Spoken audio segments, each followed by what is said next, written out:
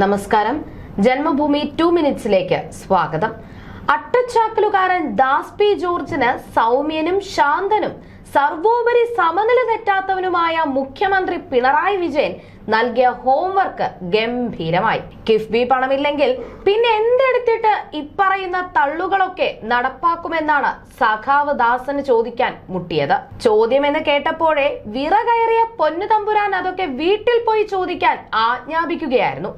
അട്ടച്ചാക്കലുകാരൻ മെത്ത കൊടുത്താൽ കിടക്കുമോ എന്ന് ചോദിക്കാൻ പാനലിസ്റ്റ് സഖാക്കന്മാർ ഇറങ്ങാതിരുന്നത് ഭാഗ്യം. എഴുതി തയ്യാറാക്കിയ ഉത്തരമില്ലാതെ പണ്ടേ ചോദ്യത്തിനു മുമ്പിൽ ഇരുന്നിട്ടില്ലാത്ത പിണറായിയോടാണ് ദാസൻ ഓർക്കാപ്പുറത്തൊരു ചോദ്യമെറിയാൻ ഇറങ്ങിയത്. ദാസന്മാർക്കെല്ലാം ഇത് തന്നെ കിട്ടണം. സഖാവിന്റെ പ്രസംഗം തടസ്സപ്പെടുത്താനാണെന്ന് കരുതിയിട്ടുണ്ടാവും എന്ന് ദാസൻ സ്വയം ആശ്വസിക്കുന്നത് കാണുമ്പോഴാണ് പിണറായി വിജയനോടും അദ്ദേഹത്തിന്റെ ശാരീരിക മാനസിക നിലകളോടും പാർട്ടിക്കാർ എത്രമേൽ പൊരുത്തപ്പെട്ടിരിക്കുന്നു എന്ന് ബോധ്യമാവുന്നത്. ടൈമർ വെച്ച് വാർത്താ സമ്മേളനം നടത്തുന്ന ആളാണ് പിണറായി. ഇഷ്ടമല്ലാത്ത എല്ലാ ചോദ്യങ്ങളോടും കോന്നി മോഡലാണ് മറുപടി. പാർട്ടി പത്രക്കാരന്റെ പവന്മാർക്ക് ചോദ്യം വരും. അപ്പോൾ നീട്ടി വലിച്ച് പരത്തി ഉത്തരം വിളമ്പും. അതിനിടയിൽ മറ്റു ചോദ്യങ്ങൾ സഹിക്കില്ല, പൊറുക്കില്ല. സമയം കൃത്യമാവുമ്പോൾ ഇനി ചോദ്യങ്ങളില്ലെന്ന് തമ്പ്രാൻ പറയും, മടങ്ങും.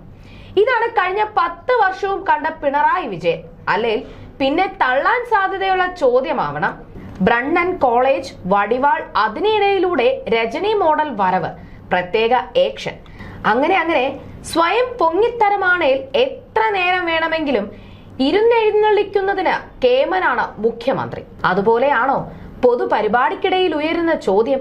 ഒന്നാമതേ തെരഞ്ഞെടുപ്പ് വേദികളും പൊതുയോഗങ്ങളും ഒക്കെ പിണറായിക്കും കൂട്ടർക്കും ചോദ്യങ്ങൾക്കുത്തരം പറയാനുള്ളതല്ല, എതിരാളികളെ പുലഭ്യം പറയാനുള്ളതാണ്. ഒരു ആശ്വാസം പറഞ്ഞ പുലഭ്യത്തിനെല്ലാം ശബ്ദധാരാവലി നോക്കി അർത്ഥം കണ്ടുപിടിച്ച് ന്യായീകരിക്കാൻ ബാലജയരാജന്മാർ തയ്യാറാണെന്നുള്ളതാണ്. പരനാറിയും നികൃഷ്ടജീവിയും മുതൽ ഒടുവിലത്തെ ചെറ്റപ്രയോഗം വരെ മാർക്സിസ്റ്റ് മലയാള സാഹിത്യത്തിലെ മഹോന്നതമായ സാഹിത്യ ശൈലികളാണ്. 5.5 പതിറ്റാണ്ടോളത്ത് കൈയിട്ട് നടന്ന ഒരു സഖാവിനെയാണ് പിണറായി ചെറ്റ എന്ന് വിളിച്ചത്. അങ്ങനെ വിളിച്ചിട്ടില്ല, ചെറ്റത്തരം എന്ന് പറഞ്ഞതേ ഉള്ളൂ എന്നാണ് വിജയൻ നൽകുന്ന വിശദീകരണം. ഇമാതിരി വിളിയൊക്കെ വിളിച്ചല്ലാതെ കേട്ട് ശീലമില്ലാത്ത സുധാകരൻ ഇപ്പോൾ മറുവിളിക്ക് തുനിഞ്ഞിറങ്ങിയിട്ടുണ്ട്.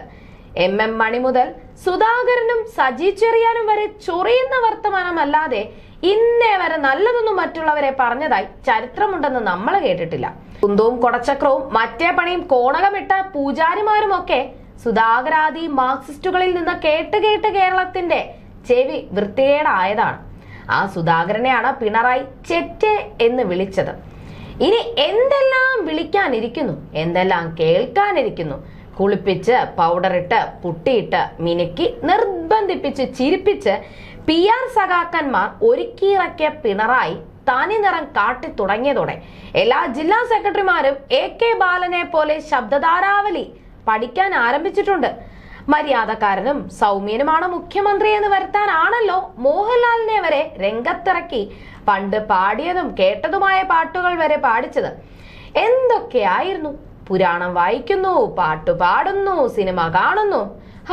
മൈക്ക് കേടായാൽ പോലും മര്യാദക്കാരായി നിൽക്കുന്നു. അവതാരകരോട് കോപിക്കാതിരിക്കുന്നു. അട്ടഹസിച്ചു മാത്രം ശീലമുള്ള പിണറായി പുഞ്ചിരിക്കുന്നു.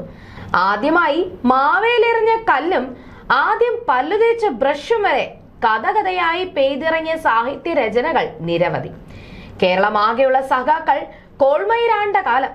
സർക്കാർ വിലാസം കവികളും പത്രക്കാരും മുതൽ കൂലി എഴുത്തുകാർ വരെ തള്ളുകഥയുമായി പതപ്പിച്ചെടുക്കുന്നതിനിടയിലാണ് കോന്നിയിലെ ആൾക്കൂട്ടത്തിൽ നിന്ന് സഖാവ് ദാസൻ സ്ക്രിപ്റ്റിലില്ലാത്ത ചോദ്യം എഴുന്നള്ളിക്കുന്നത്. അടക്കിപ്പിടിച്ചു നടക്കുന്നതിനും പരിധിയുണ്ടല്ലോ. നീലച്ചായത്തിൽ വീണ കുറുക്കൻ എത്ര കാലം രാജാവായി എഴുന്നള്ളാൻ പറ്റും?